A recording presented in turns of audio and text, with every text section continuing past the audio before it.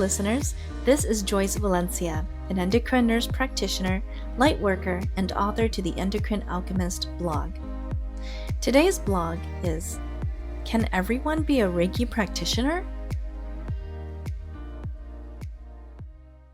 I asked with incredulity, You don't give Reiki to the chakras during a session?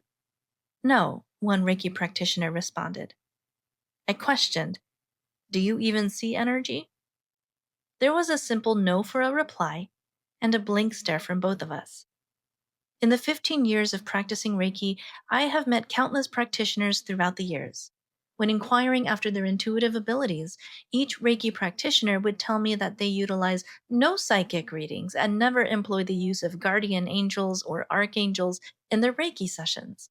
The joke was on me, as I realized that my Western lineage of Reiki was the one that was off. Chakra sessions and archangels were actually injected into the practice of Reiki later in its Western evolution and seems to be within the Tibetan Usui Reiki lineage. I had what I call spiritual narcissism. I unknowingly judged other Reiki practitioners poorly because I felt it was one's responsibility to develop your intuitive abilities to improve your Reiki. If you utilize this type of Reiki, then yes, you should develop yourself. But accepting a slice of humble pie, I realized that this was not a universal rule when learning Reiki.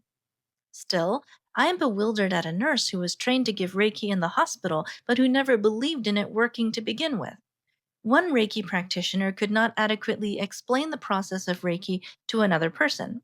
Another person opted to become a Reiki master when historically this individual had never actively practiced giving Reiki to others. Yet another Reiki master I know had never taught a single student but only gave Reiki sessions. And one Reiki practitioner appraisingly judged the quality of my Reiki energy when being the recipient. And many Reiki practitioners strive to start a business without exploring the significance of Reiki in their own lives. Do these qualities make them lesser Reiki practitioners? Well, in Western lineages, no. And they are not necessarily lesser in the original Japanese lineage either. The encounters I've had vary so widely that Reiki as a modality seems to have lost its foundation and values. Some Reiki practitioners of the original Shinshin Kaisen Usui Reiki Ryoho are astounded at the discrepancy in quality. Everyone is capable of becoming a Reiki practitioner, but from an ethical standpoint, I do not think certain people should become Reiki practitioners. I'm not the only one who shares this mentality, however. Some Reiki clients will ask to show proof of certification because there are sham Reiki practitioners who have trained into some modality of energy healing but claim to do Reiki for the label.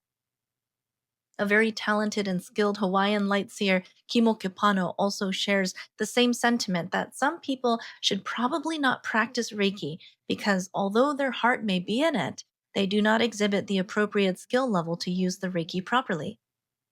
Who is considered a proper Reiki practitioner then?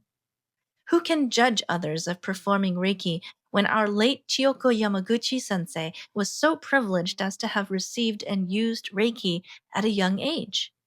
Reiki is nothing too extraordinary. It is an innate quality built within each of us as we are composed of a nervous system complete with electrical impulses and an electromagnetic field that generates a cascade of chemical reactions that induce homeostasis within the body. We are made with amazing capacity for self-healing. Reiki simply augments this capacity. This is certainly my opinion and may not reflect on the teachings of my own Shihan, who upholds the attitude of people within the Jikiden Reiki lineage that anyone can do Reiki. Yes, anyone can do Reiki, but should they do Reiki? Unfortunately, no. Many Western Reiki practitioners do not understand the ancient art of discipline and preserving Japanese tradition that I've learned is so heavily and beautifully emphasized in Reiki. I also feel that the Gokai of Reiki are not greatly respected and followed in Western lineages, and although a great generalization, many Reiki masters boast a label of authority or expertise that does not really exist with this level of understanding. There is much to be said for the character of the practitioner. The removal of the ego is imperative to a compassionate Reiki session, and the practice is steeped in more of this spiritual narcissism as demonstrated in the live sessions on TikTok. As one final message to my fellow Reiki practitioners, I invite you to explore the healing capacity that Reiki allows you in your own lives and not just in your clients. Do it properly, as taught, and not with ego. It may not be necessary to develop psychic abilities such as claircognizance or clairvoyance, but definitely understand the value of Reiki in your own spiritual journeys and in your own healing journeys. I promise you that doing so, it will open you up to a realm of compassion, selflessness, and unconditional love for yourself and others that you never thought possible with Reiki. Stay tuned for more articles like this one at joycevalencia.com. Thanks for listening.